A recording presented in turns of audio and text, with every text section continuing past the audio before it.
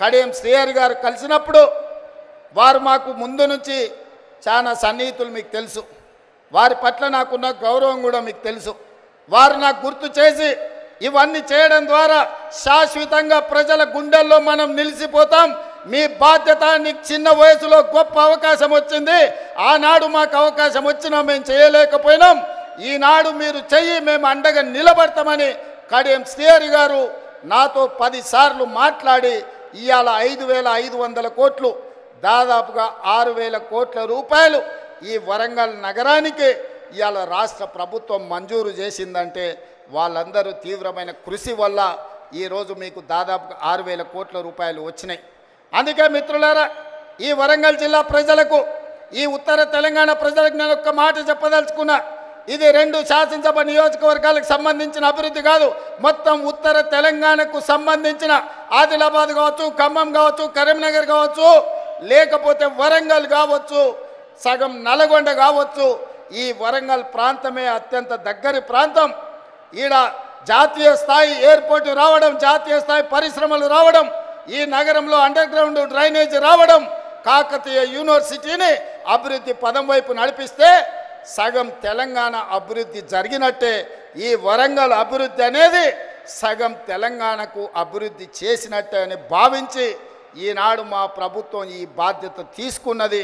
ఇది పూర్తి చేసే వరకు నేను నిద్రపోను, మా అధికారులను, మా మంత్రులను నిద్రపోనీయనని మీకు నేను మాట ఇస్తున్నా.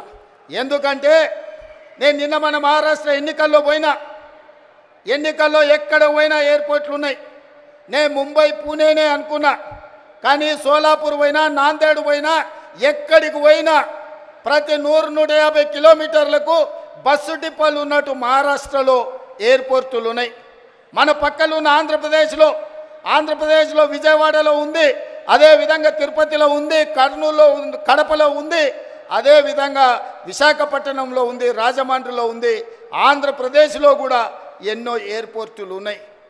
ఈ రకంగా ఏ రాష్ట్రం తీసుకున్నా 5, 6, 10 ఎయిర్పోర్టులు ఉంటే తెలంగాణ రాష్ట్రంలో ఒకే ఒక్క ఎయిర్పోర్టు, అది హైదరాబాదు నగరంలో ఉంది.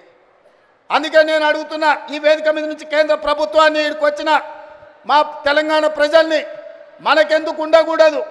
హైదరాబాదే కాదు, వరంగల్లో, కొత్తగూడెంలో, అదేవిధంగా రామగుండంలో, ఆదిలాబాద్లో మనం కూడా 4 ఎయిర్పోర్ట్లు కట్టుకొని ప్రపంచంతో పోటీ పడి పెట్టుబడులు తెచ్చి పరిశ్రమలను ముందుకు తీసుకెళ్ళి ఈ తెలంగాణను అభివృద్ధి పదం వైపు నడిపించే బాధ్యత ఇందిరమ్మ రాజ్యంలో ప్రజా ప్రభుత్వం తీసుకుంటుందని చెప్పి నేను ఈ సందర్భంగా చెప్పదలుచుకున్నా.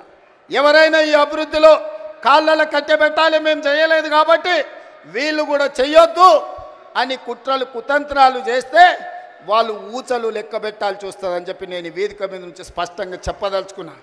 మీరు కుట్రలు చేయొచ్చు, మీరు కుతంత్రాలు చేయొచ్చు, అక్రమంగా సంపాదించిన సంపద పెట్టి కిరాయి మనుషులను తేవచ్చు. ఏమి చేసినా ఓ రోజు వెనుకో ఓ రోజు ముందో మీరు పన్నుతున్న కుట్రల్ని గుర్తిస్తాం, అందరిని బొక్కలో పెడతాం, ఊచలు లెక్క పెట్టిస్తా అని చెప్పి నేను ఈ వేదిక మీద నుంచి స్పష్టంగా చెప్పదలుచుకున్నా. ఇవాళ ఒకడొకడు మాట్లాడుతున్నాడు. ఒక ఆయన పెద్ద మనిషి మా వచ్చి అన్నాడు, 10 నెలలనే తెలంగాణ ప్రజలు ఏం కోల్పోయారో వాళ్ళకి తెలిసిందని. ఏం కోల్పోయినరా? మా ఆడబిడ్డలకి ఇవాళ స్వేచ్ఛ వచ్చింది 10 ఏళ్ళ తర్వాత. సంఘాలలో ముందుకు వచ్చిండ్రు. మేము ఇవాళ ఆడబిడ్డల్ని కోటీశ్వరులను చేయాలనుకున్నాం. దాదాపుగా ఈ సంవత్సరంలో 34,000 కోట్ల రూపాయలు సంఘాలకు సహకారం అందించాలని ఇవాళ మేము అనుకున్నాం.